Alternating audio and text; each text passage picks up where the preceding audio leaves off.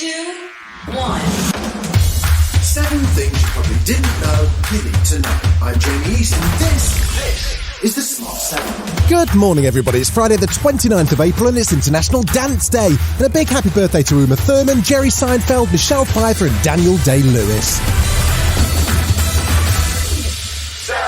The UN Secretary-General Antonio Guterres visited Kyiv on Thursday. He toured the sites of mass graves and saw at first hand the destruction wrought on the suburbs of the city. I imagine my family in one of those houses that is now destroyed and black. The war is an absurdity in the 21st century. The war is evil. He then met with President Zelensky, but as he was doing so, 2 Russian cruise missiles hit downtown Kyiv in what was described by Ukrainian officials as a postcard from Moscow.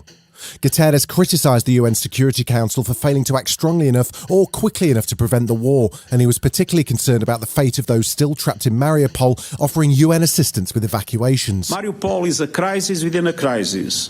Thousands of civilians need life-saving assistance. Many are elderly, in need of medical care, or have limited mobility. They need an escape route out of the apocalypse. He spoke to the BBC at the end of his visit and was asked if he's concerned that Russia may escalate the conflict and deploy its nuclear weaponry. A nuclear war is unthinkable, and we need to do everything possible to make it impossible.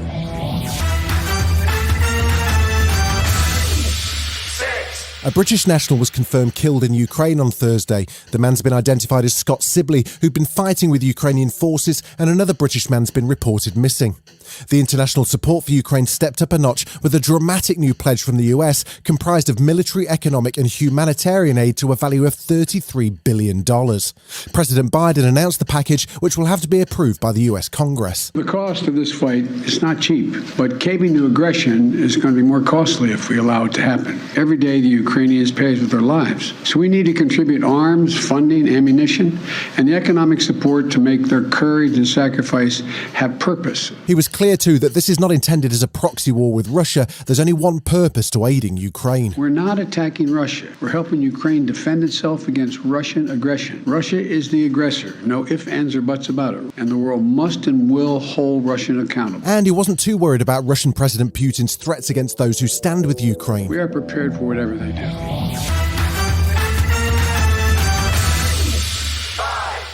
A new government white paper on broadcasting lays out a whole host of new plans, which include proceeding with the privatisation of Channel 4, even though 96% of the responses in the recent public consultation were against the idea. Culture Secretary Nadine Dorries has announced that Ofcom will take on regulatory duties for streaming services including Netflix, Disney Plus and Amazon Prime. Asked about the plan to proceed with the Channel 4 privatisation, even though it's a public service broadcaster and entirely funded by ad revenue, Minister Ben Wallace just doesn't seem to be a big fan of the works of Channel 4. I think there's no harm in privatising it. I don't particularly look at much of the programming of Channel 4 and think it is cutting-edge creativity. It does a few of those things. It is just as able to compete in the real world or deliver a product that people want. But I don't know why a government is running a TV channel. Labour leader Sir Keir Starmer thinks that the government's really more urgent matters to deal with, like the current cost of living crisis. It isn't right that Channel 4 should be privatised. There's no case for it.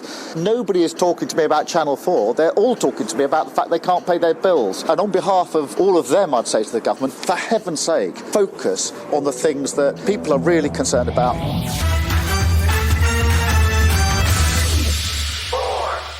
The House of Commons has had one of the weirder weeks in its long history. 56 MPs are under investigation for sexual misconduct, the Deputy Labour leader has been compared to Sharon Stone, and the hunt continues for the Tory MP who was watching porn on their phone in the House.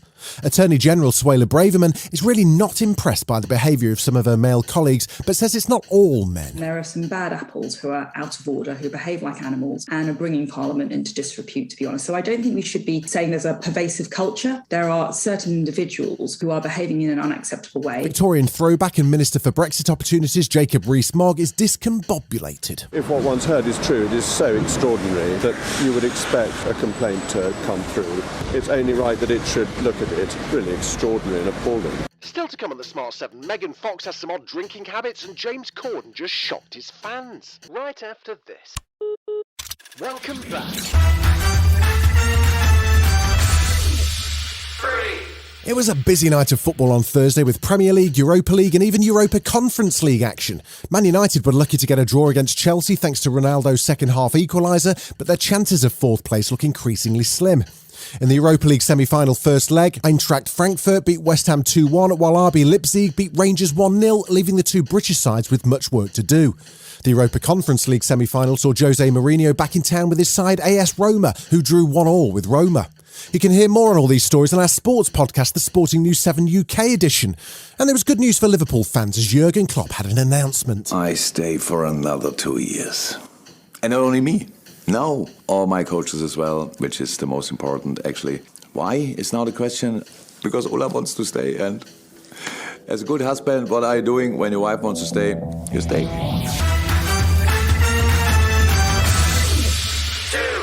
Megan Fox just seems to be everywhere at the moment. The actress and her fiancé Machine Gun Kelly, or MGK to his friends, are on every red carpet. And now she's also on the cover of Glamour magazine and talking in detail about her very interesting life. I was ahead of the Me Too movement by almost a decade. I was sort of speaking out against some of the abusive, misogynistic, patriarchal things that were going on in Hollywood back in 2008 and 2009, way before people were ready to embrace that or tolerate it. She also spills the beans on life with Machine Gun, and well, it sounds like things get pretty out there.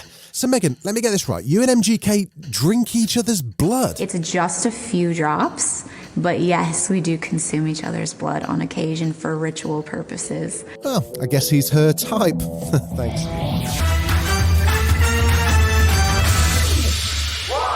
James Corden's been hosting CBS's Late Late Show for just over 7 years now. He's had big viral hits with things like Carpool Karaoke, and the show's YouTube page has had almost 10 billion views.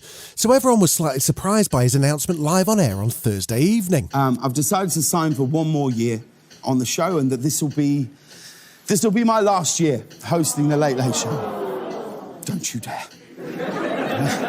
I got to tell you, we're not leaving today. We still have a year. We are all determined to make this the best year we have ever had. And there's going to be carpools and crosswalks and sketches and there'll be tears. He's not coming back here to host Smart 7, is he, guys? Guys, no, wait, hey. This has been the Smart 7. Wherever you're listening, do us a favour and hit the follow button. We'll be back tomorrow at 7 a.m. Have a great day. Written, produced and published by Daft Doris.